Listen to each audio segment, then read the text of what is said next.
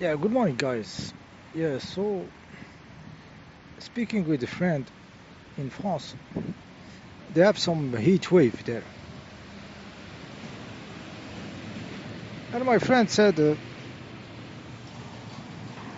people are starting to speak about, those trails in the sky and that they are creating this heat dome, they call it now, heat dome over over the central of France using those chemical slash trailing in the sky. Okay, so I said to my friend, nobody can create heat with a bunch of planes spraying shit on on something the size of a country. Okay, I said no. Okay, we have said that this Earth we are living in is a living entity, is alive. It's a class of being. The Earth is alive. This is the big switch you will make in your head. Okay, it's not flat or round. This is ridiculous, considering the structure of space-time, the distorted space introduced 150 years ago by Einstein. The idea of curved space, distorted space, gravitational lenses. We have a background into more opening in our head.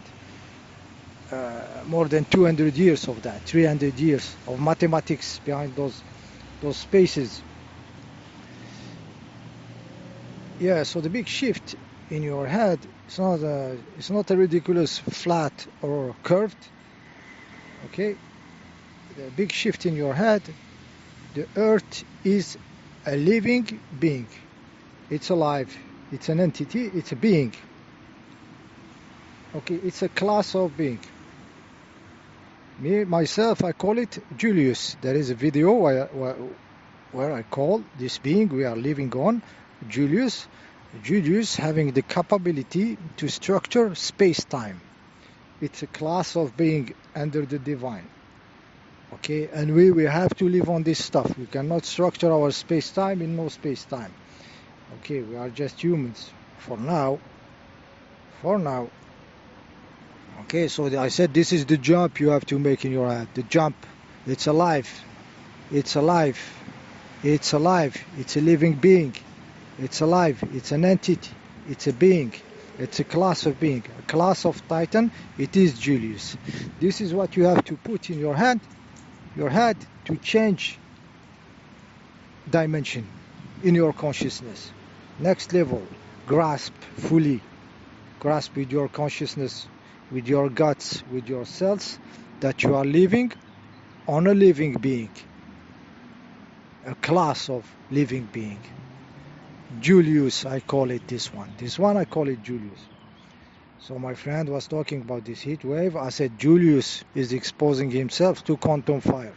Something is scratching him there, and he's exposing himself to more heat. Okay, it makes him feel good when he does this. So speaking about those trails in the sky, I said those, for sure it is an inverted story. They are trying to protect their NPCs from this happening. It's not this that is making it, it's trying to mitigate it. Okay, in their farm. Of course there is an inversion of the story, always, because they want to seem to be the cause of everything. Those little creeps, little Jeepers Creepers, sub-demons, they want to seem like they own the show. Okay, they don't own the show. Okay, creating heat in a whole country like this, it's Julius doing it.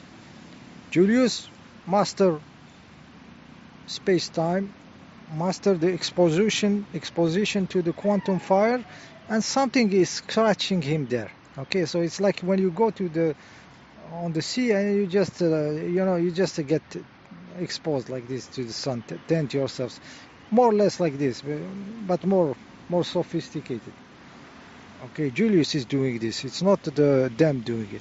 Them, they are trying to keep their business going and to keep the illusion that they are in control and manage their sheeple, their NPCs under the heat wave and their Julius. Julius does this kind of shit. Okay, Julius sometimes something scratch him. Okay, he shake his and it's an earthquake and it's 100,000 dead. Okay, electric grid. He sometimes gets annoyed. There is a typhoon, something, and all it's blackout.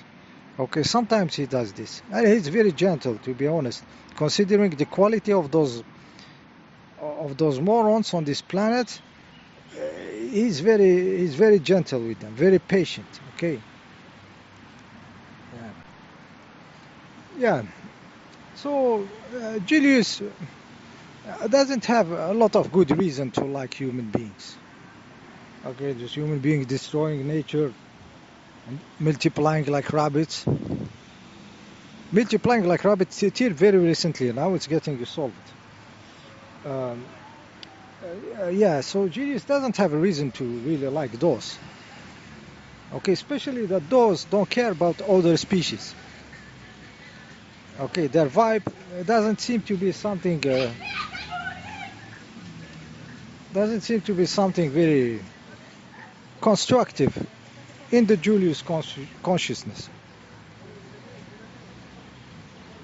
Okay, those humans don't care about the chicken being grinded, about the cows being slaughtered, on an industrial level, about the pigs, the suffering and everything. So nobody likes those morons deep inside. Okay, no. Okay, it's not like something very precious. Okay, you think yourself you are precious as a human being. You could be if you are conscious level, if you are going toward more consciousness, if you are going the direction of evolution, of incarnating more consciousness. Here you are something, nature will like you, okay, animals will like you, Julius will like you. But we know the numbers what they are, so sometimes Julius just, he needs a little bit, burning a little bit this place, okay, there's those little parasites or shaking them in an earthquake or wiping them with a tsunami, okay, it's very understandable when you see what they are now. Okay, so I said those creeps like to make themselves the cause of everything, like they can control the heat, they can control no, those are sub NPCs. The creeps are the ultimate form of NPCs. They all take the download more open than any one of us. Okay, it's the ultimate robots. Those clowns you see, those strange-looking beings, even physically, doesn't hold water. There is nobody looking like you in the fucking street of the city. You are a rare specimen, you creep. Why they are all physically specimens? Strange ones. Okay, well, there is normal people looking in the street. Ask yourself these questions. Those are the ultimate manifestation of robots, of NPCs. Yeah, the creep side, the Jeepers Creeper side, the Golem, sub-Golem class of NPCs. So yeah, it's put this in your head. I live on a living being capable of structuring space-time. Okay, Julius the Titan, the class of Titans. Okay, they structure space-time. Between them, maybe there is no structure.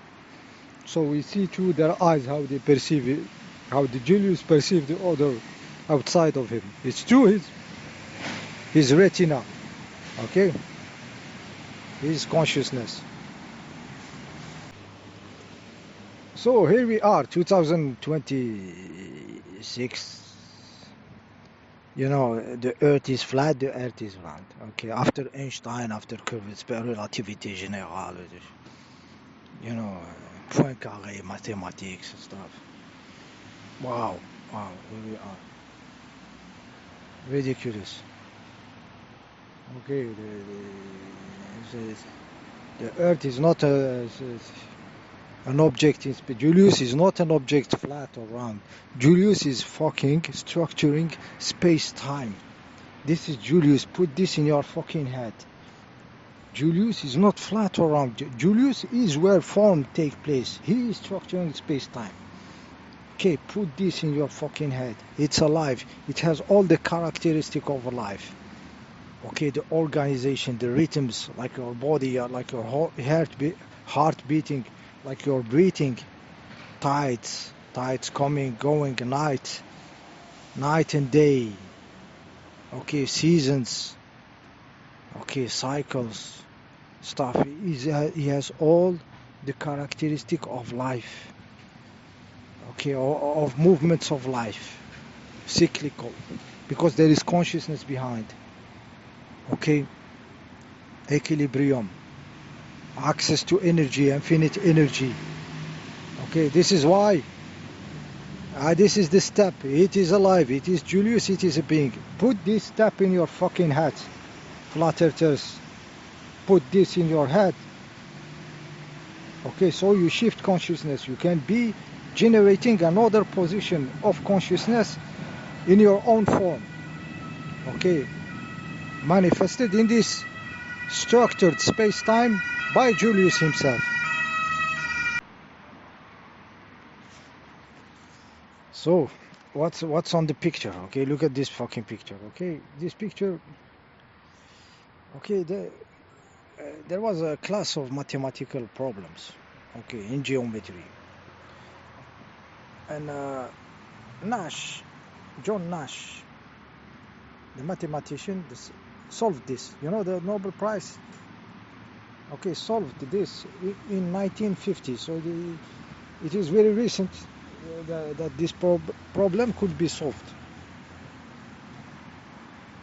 Okay, it's a problem about space, dimensions, distorted space.